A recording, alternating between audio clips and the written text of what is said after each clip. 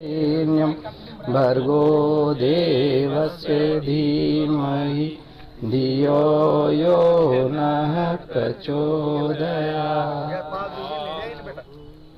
सभी को नमस्कार।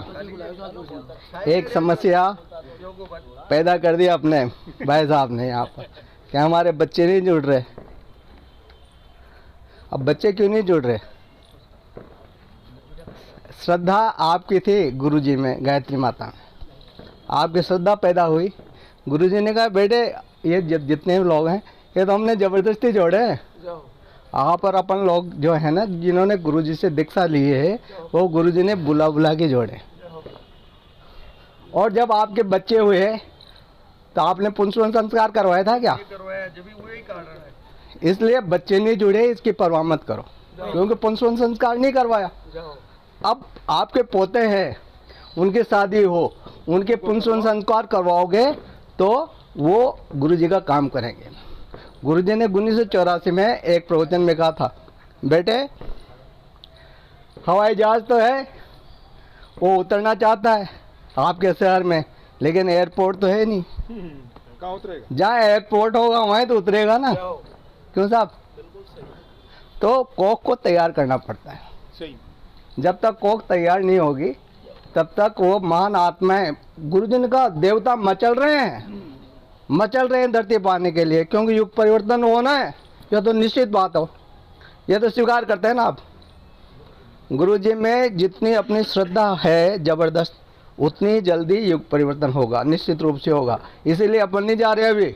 अपनी उम्र के बहुत सारे चले गए, अभी नहीं जाएंगे अपन।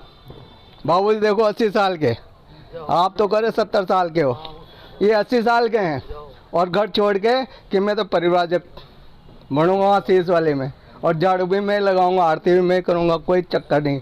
आज खाना भी नहीं खाया इन्होंने, जल्दबाजी में आप लोगों ने जल्दी बुलाया ना, तो बिना खाना खाने आ गए, खाना खा के आ गए, बना बनाया छोड़ा है।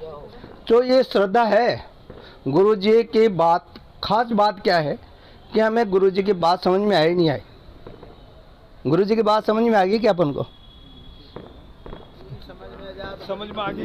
नहीं आए। गुरुजी की बात समझ में आ जाएगी ना।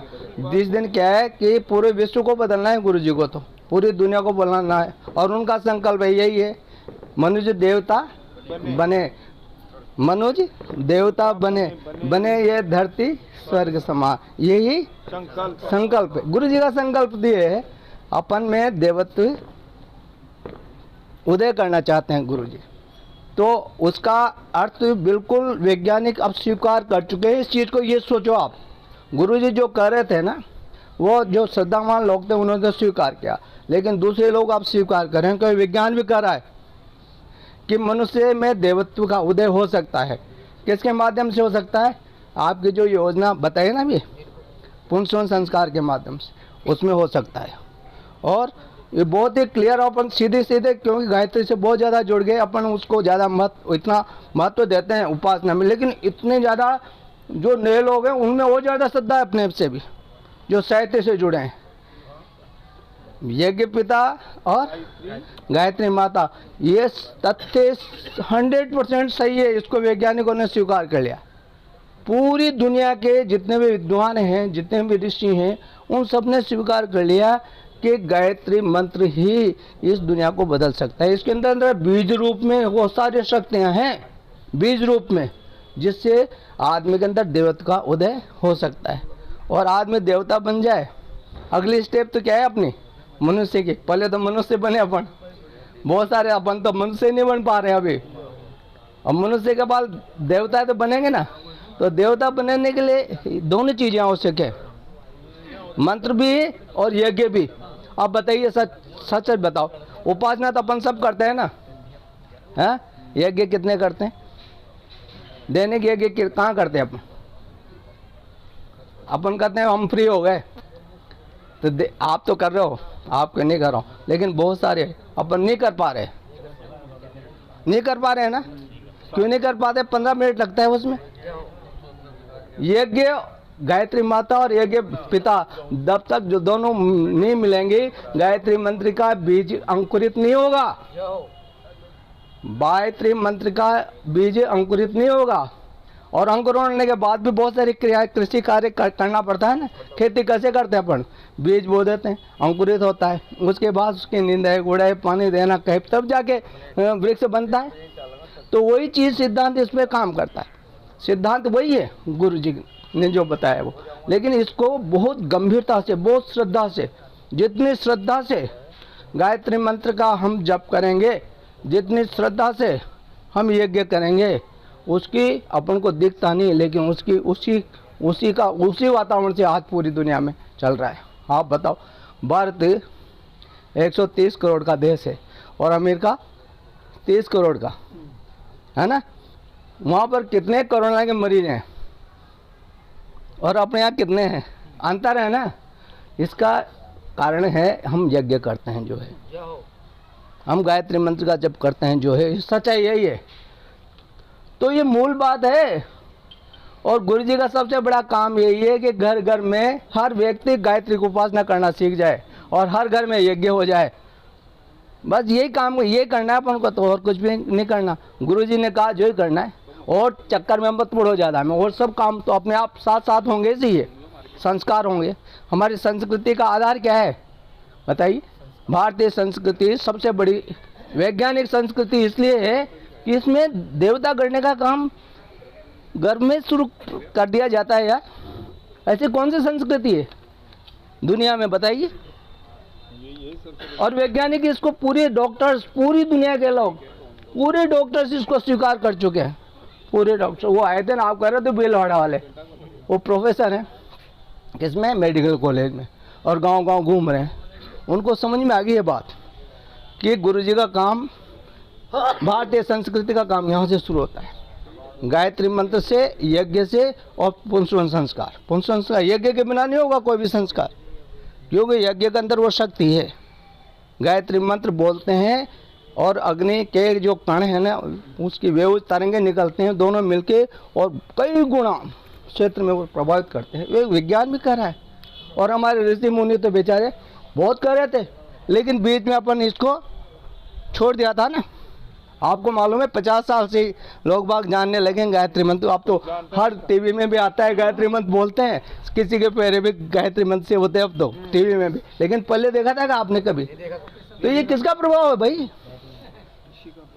तो इसको आगे बढ़ाना ये गुरुजी का काम है। और गुरुजी तो बताओ, गुरुजी ने अपने कितने भाग्यशाली हैं, अपन कितने भाग्यशाली हैं कि गुरुजी मिले अपन। इसको स्वीकार ही नहीं कर रहे अपन। बहुत भाग्यशाली हैं भाई साहब, सारा सब न्योछावर उनके ऊपर जीवन। क्या फर्क, क्या है उसमें? इसमें कुछ भी नहीं रखा, लोकेशना में कुछ भी नहीं रखा। और गुरुजी, आपने जो काम किया है, उनके गुरुजी के शब्दों को पढ़ा आपने? क्या कहा गुरुजी? कहते हैं आप लोगों ने मेरा काम किया है, मैं आपका बहुत ऋणी हूँ। मेरे शरीर का कण कण उसके लिए न्योछावर करता हूँ तो भी आपका ऋण मैं नहीं चुका सकता। गुरुजी इतनी बात करते हैं। गुरुजी हमारे से ये कर रहे हैं, लिखा है उन्होंने। और अपन गुरुजी का ऋण कितना है अपने ऊपर? गुरुजी अपना ऋण मान रहे हैं, लेकिन गुरुजी का ऋण कितना है? वो हमें देवता बनाना चाहते हैं और हम कहते हैं कि बस कुछ भी नहीं।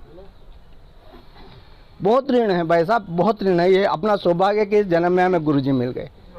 और इस चीज़ को जितनी गहराई से अपन स्वीकार करेंगे, उनका काम करेंगे, निश्चित रूप से गुरुजी का तो प्यार। गुरुजी ने कहा ना, कहा आपने पढ़ा नहीं पढ़ा, लिखा भी।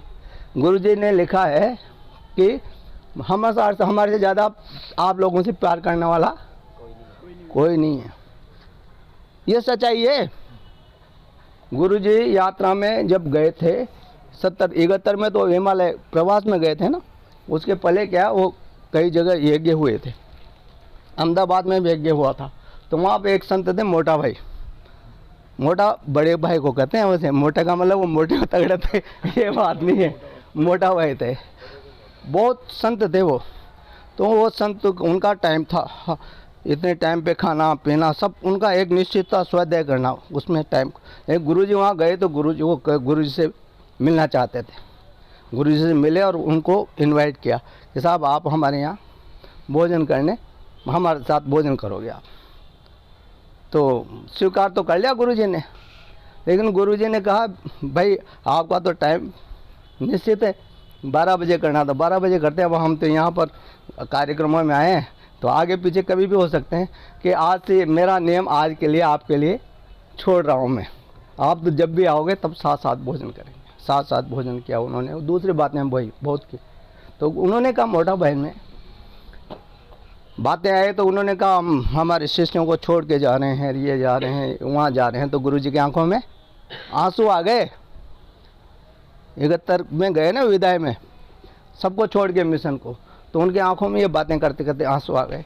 तो मोटा भाई कहते हैं कि आप ब्रह्मवेत्ता ऋषि हो और आपके आंखों में आंसू आ रहे, ये तो अच्छा नहीं लग रहा, ये तो बिल्कुल अच्छा नहीं बात।